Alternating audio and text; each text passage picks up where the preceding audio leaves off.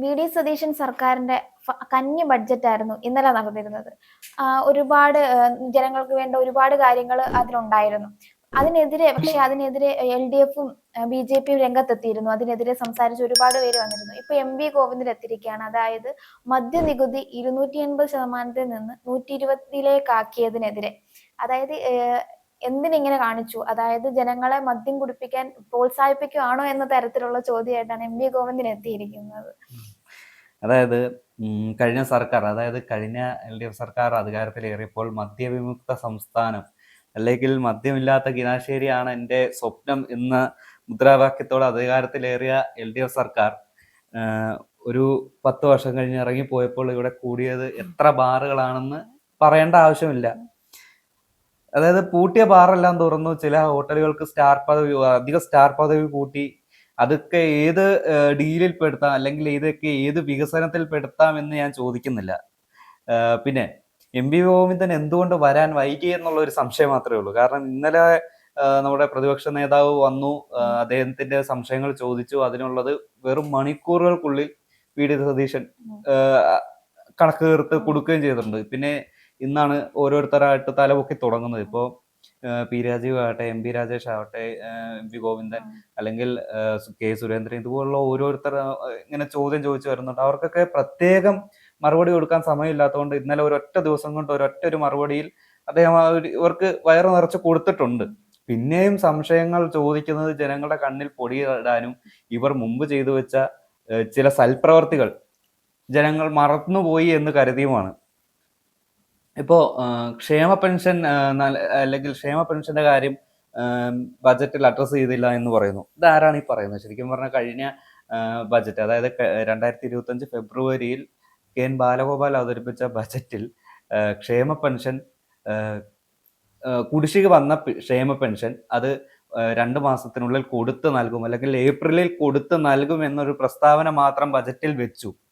എന്നിട്ട് ഇതിനൊക്കെ ടാക്സ് കൂട്ടിയിട്ടുണ്ടെന്ന് അറിയാലോ. ഇലക്ട്രിക് വെഹിക്കിൾ, അതുകൂടാതെ വീട്ടുകാരും, സ്റ്റാമ്പ് പേപ്പർ, കോടതി സ്റ്റാമ്പ് പേപ്പർ, അതുപോലെ കൂടാതെ മുദ്രപത്രം, ഇതുപോലുള്ള എല്ലാ കാര്യത്തിനും, അതായത് ഒരു സാധാരണക്കാരനുമായി ബന്ധപ്പെട്ട എല്ലാ കാര്യത്തിനും, അല്ലെങ്കിൽ കോടതി വ്യവഹാരവുമായി ബന്ധപ്പെട്ടുള്ള മിക്ക വസ്തുക്കൾക്കും അതിന്റെ നികുതി വർദ്ധിപ്പിച്ചു. കാരണം ഇത് ആ ഒരു സമയത്ത് കേരളം വലിയ കടക്കെണിയിലാണെന്നുള്ള സൂചന നൽകുന്ന ബജറ്റാണ് അന്ന് അവസാനത്തെ ആ ഒരു LDF സർക്കാരിന്റെ ബജറ്റിൽ അവതരിപ്പിച്ചത്.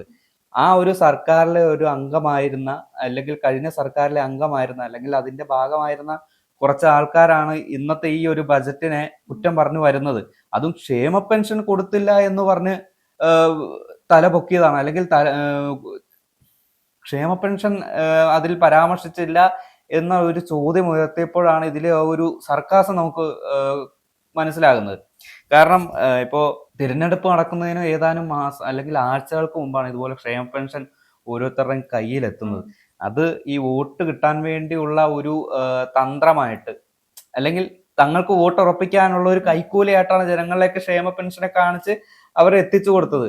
അത് മാത്രമല്ല, ഈ ക്ഷേമ പെൻഷൻ വാങ്ങിച്ച ജനങ്ങളെ എം.എം. മണി അപമാനിച്ചത് ആരും മറന്നിട്ടില്ല. അതായത് ഒരു നല്ല രീതിയിൽ കാശ് വാങ്ങിച്ചിട്ട് നന്നായി സദ്യ കഴിച്ച് നക്കി അവസാനം ഇവന്മാർക്ക് അപ്പുറത്ത് പോയി മാറ്റി കുത്തി. ഈ പ്രസ്താവനയൊന്നും ആരും മറക്കില്ല മിസ്റ്റർ. അതായത് ഇവർ ചെയ്തു കൊടുക്കുന്ന കാര്യങ്ങളെല്ലാം ജനങ്ങളിലേക്ക് സൗജന്യമാണ്, അല്ലെങ്കിൽ ഇത് നിങ്ങൾക്ക് വെറും ഒരു എന്താ പറയാ, ഒരു എല്ലും കഷ്ണം ഇട്ടു കൊടുക്കുന്ന രീതിയിൽ ഓരോ ജനങ്ങൾക്ക് ഓരോ കാര്യങ്ങൾ ചെയ്തു കൊടുത്തിട്ട് അതിന്റെ പേരിൽ കണക്ക് പറയുന്ന LDF സർക്കാരിനെയാണ് കഴിഞ്ഞ വർഷം വരെ നമ്മൾ കണ്ടത്. അതിൽ നിന്ന് ഒരു പകൽ ദൂരം വ്യത്യാസമുള്ള, അല്ലെങ്കിൽ രാവും പകലും വ്യത്യാസമുള്ള രീതിയിലുള്ള ഒരു ബജറ്റായിരുന്നു 2025-ലെയും 2026-ലും, അതായത് ഇന്നലെ അവതരിപ്പിച്ച ബജറ്റും. നമുക്കറിയാം LDF സർക്കാരിന്റെ കാലത്ത് ബാർ കോഴ, അങ്ങനെ ഒരുപാട് കാര്യങ്ങൾ പുറത്തു വന്നിട്ടുണ്ട്. അതുപോലെ നമുക്കറിയാം മദ്യപാനികളുടെ എണ്ണം കൂടി. മുമ്പ് പറഞ്ഞ പോലെ മദ്യപാനികളുടെ എണ്ണം കൂടി. കഞ്ചാവും അതും ഇതൊക്കെ ഇവിടെ സുലഭമായി കിട്ടാൻ തുടങ്ങി. അപ്പൊ നമുക്കിപ്പോ അറിയാം, ഓപ്പറേഷൻ തൂഫാൻ തുടങ്ങി കുറച്ച് നാളുകൾക്കുള്ളിൽ തന്നെ എത്ര പേരെയാണ് പിടിച്ചത്.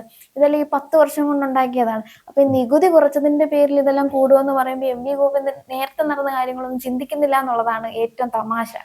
അതായത് നമ്മുടെ മുഖ്യമന്ത്രി തമാശയ്ക്ക് പറഞ്ഞ ഒരു കാര്യം ഞാൻ ഒന്നുകൂടി ഓർമ്മിപ്പിക്കുകയാണ്. അതായത് ഒരു പുരുഷന്, ഒരാണിന് ഇത്ര രൂപ ശമ്പളം കിട്ടിയാൽ അതിന്റെ ഒരു ഭാഗം നേരെ സർക്കാരിന്റെ ഭാഗത്തേക്ക്, സർക്കാരിന്റെ ഏറ്റവും വലിയ വരുമാന സ്രോതസ്സിലേക്ക് ചെന്ന് ചേരുകയാണ്.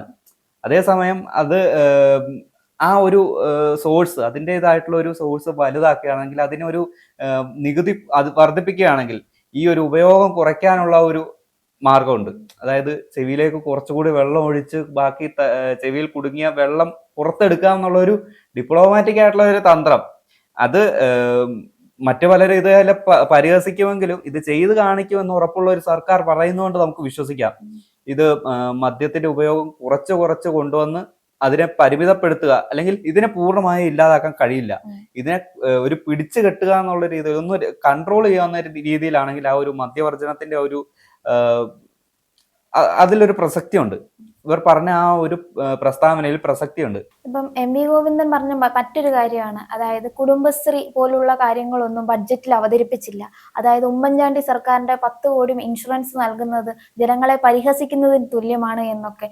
ഈ ഇൻഷുറൻസ് നൽകുന്നത് എങ്ങനെ പരിഹാസമായത് എം.വി. ഗോവിന്ദന്റെ ഭാഷയിൽ?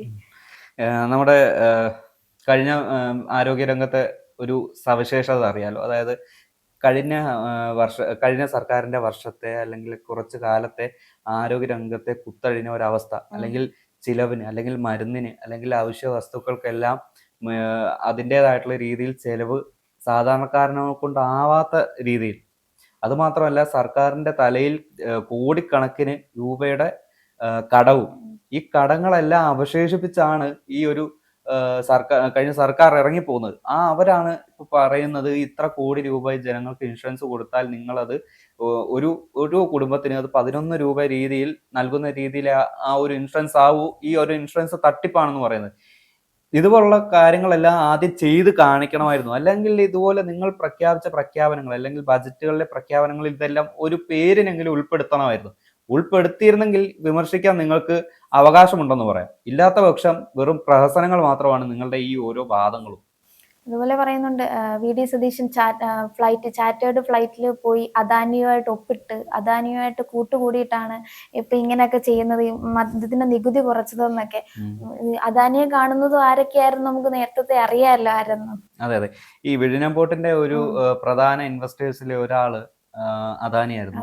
അപ്പോൾ ആ ഒരു വിഴിഞ്ഞം പോർട്ടിന്റെ പദ്ധതി കുറച്ചുകൂടി ഓണാക്കി എടുത്തത് LDF സർക്കാർ. ഇത് ഏത് ഡീലിന്റെ ഭാഗമായിട്ടാണ് ഈ ഒരു പോർട്ട് ഓണാക്കി എടുത്തതെന്ന് ഇപ്പോഴും അജ്ഞാതമാണ്. പക്ഷേ ഓരോ പോർട്ടിലോ അല്ലെങ്കിൽ ഓരോ അതിർത്തി ഭാഗങ്ങളിലോ നിന്നാണ് ഈ ഡ്രഗ്സിന്റെ വരവ് കൂടുന്നത്. താല്പര്യപ്പെടുന്ന ആൾക്കാർ ഇതുപോലെ ഓരോ അതിർത്തി ഭാഗങ്ങളിൽ അധികാരം സ്ഥാപിക്കുമ്പോൾ അതുവഴി ഡ്രഗ്സിന്റെയും കള്ളപ്പണത്തിന്റെയും അതുപോലുള്ള ഈ നമ്മുടെ സംസ്ഥാനത്തേക്ക്, അല്ലെങ്കിൽ നമ്മൾ ജീവിക്കുന്ന സ്ഥലത്തേക്ക്, ഈ ഒരു സംസ്ഥാനത്തിലേക്ക് എന്തെല്ലാം വരരുത് എന്ന് ആഗ്രഹിക്കുന്നു അതെല്ലാം ഈ ഒരു പോർട്ട് അല്ലെങ്കിൽ ഈ അതിർത്തി കടന്നാണ് ഇങ്ങോട്ട് വരുന്നത്. ആ ഒരു അതിർത്തി സ്വന്തം താല്പര്യത്തിന് വേണ്ടി കുറച്ച്, അല്ലെങ്കിൽ ഏതാനും ഇവർക്ക് ആവശ്യമുള്ള തുകയ്ക്ക് വേണ്ടി ഈ ഒരു കോർപ്പറേറ്റിന് മറച്ചു കൊടുക്കുമ്പോൾ ഇവർക്ക് കിട്ടുന്ന ലാഭം എന്തായിരിക്കും എന്ന് കരുതാൻ പറ്റുന്നുണ്ടോ? അത് മാത്രമല്ല, ഇപ്പൊ ഈ കോർപ്പറേറ്റ്സ് എന്ന് പറയുമ്പോൾ ഞാൻ അതിന്റെ വേറൊരു കാര്യം കൂടി ഞാൻ പറയാം. അതായത് പ്രതിപക്ഷം പറയുന്നുണ്ടല്ലോ, പ്രതിപക്ഷം വാദോരാതെ പറയുന്നുണ്ട്, PM ശ്രീ എടുത്ത് അറബിക്കടലിൽ തള്ളിക്കൂടെ, നിങ്ങൾ അറബിക്കടലിൽ തള്ളും എന്ന് പറഞ്ഞല്ലേ നിങ്ങൾ അധികാരത്തിൽ വന്നതെന്ന് UDF-നോട് ചോദിക്കുന്നു. ഈ പറയുന്ന LDF സർക്കാർ ഈ ഒരു PM ശ്രീ എന്ന പദ്ധതി എന്താണെന്ന് പഠിച്ചിട്ടാണോ ആ ഒരു എഗ്രിമെന്റിൽ ഒപ്പിട്ടത്? അങ്ങനെയാണെങ്കിൽ ഇവർക്ക് കേന്ദ്ര സർക്കാരുമായിട്ടുള്ള അല്ലെങ്കിൽ സംഘപരിവാറിന്റെ അജണ്ടയിൽ ഇവർക്ക് താല്പര്യമുണ്ടെന്നാണ് അർത്ഥം. അങ്ങനെ പഠിക്കാതെയാണ് ഒപ്പിട്ടതെങ്കിൽ ഇതുപോലുള്ള പ്രധാനപ്പെട്ട രേഖകളെല്ലാം പഠിക്കാതെ ഒപ്പിടുന്നതിന്റെ ഒരു കഴിവുകെട്ട ഒരു രീതി, അല്ലെങ്കിൽ കഴിവുകെട്ട സർക്കാരിന്റെ ഒരു അവസ്ഥയാണ് ആ ഒരു PM ശ്രീ ഒപ്പിട്ടതിൽ കാണുന്നത്. ഇപ്പോൾ ഒപ്പിട്ടാലും ഒപ്പിട്ടതിലും ഒരു നിഗൂഢതയുണ്ട്. അത് മാത്രമല്ല, ഇപ്പോൾ ഇതിനു മുമ്പ്, അതായത് PM ശ്രീ ഒപ്പിട്ടതിന് ശേഷം മുഖ്യമന്ത്രിയായിരുന്ന പിണറായി വിജയൻ കേന്ദ്ര സർക്കാരിന് ഒരു കത്ത് നൽകിയിരുന്നു. അതായത് ഈ ഒരു PM ശ്രീ എന്നത് വളരെ വിശേഷകരമായ അല്ലെങ്കിൽ വിശിഷ്ടപരമായ ഉള്ള ഒരു പദ്ധതിയാണെന്നും അതിനെ അഭിനന്ദിച്ചും, അതുപോലെ ഈ ഒരു പദ്ധതിയിലൂടെ തുല്യത അല്ലെങ്കിൽ വിദ്യാഭ്യാസത്തിന്റെ നേട്ടം കാര്യങ്ങളെല്ലാം പ്രകീർത്തിച്ചുകൊണ്ട് കേന്ദ്രത്തിന് ഒരു കത്ത് നൽകിയിരുന്നു. അതിപ്പോ എല്ലാ വീടുകളിലും ഏറ്റവും കൂടുതൽ വൈറലായി പോകുന്ന ഒരു വാർത്ത അതാണ്. അങ്ങനെ ഒരു മുഖ്യമന്ത്രി ഉണ്ടായിരുന്ന സംസ്ഥാനത്ത് ഇരുന്നാണ് ഇപ്പോ PM ശ്രീയെ കുറിച്ച് ഇപ്പോഴത്തെ നിലവിലെ പ്രതിപക്ഷം ഘോരം UDF സർക്കാരിനെ PM ശ്രീ എന്ന കാരണത്താൽ കുത്തുന്നത്.